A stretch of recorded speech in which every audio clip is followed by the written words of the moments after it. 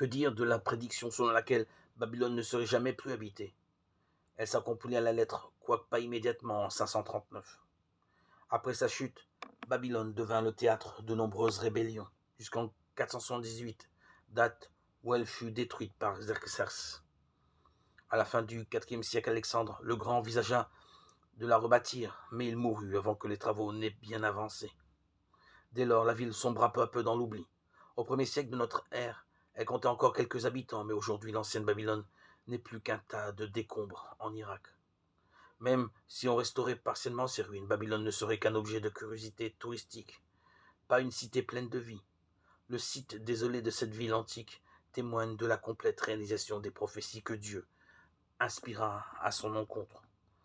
Pendant que les Juifs se trouvaient en exil à Babylone au VIe siècle avant notre ère, Daniel, un autre prophète, consigna sous l'inspiration divine des visions remarquables qui annonçaient les événements mondiaux à venir. Dans l'une d'elles, il décrivit plusieurs animaux symboliques se succédant sur la scène terrestre. Un ange expliqua à Daniel que ces animaux préfiguraient la succession des puissances mondiales à compter d'alors, et lui déclara ce qui suit au sujet des deux dernières bêtes. Le bélier que tu as vu, qui possédait les deux cornes, représente les rois de Médie et de Perse, et le bouc velu que représente le roi de Grèce. Et quant à la grande corne qui était entre ses yeux, elle représente le premier roi.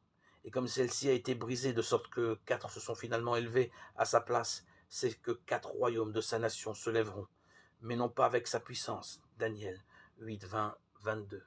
Cette vision prophétique se réalisa mot pour mot. L'empire babylonien fut renversé par les Médès et les Perses, qui, 2 siècles plus tard, s'inclinèrent devant la puissance mondiale grecque.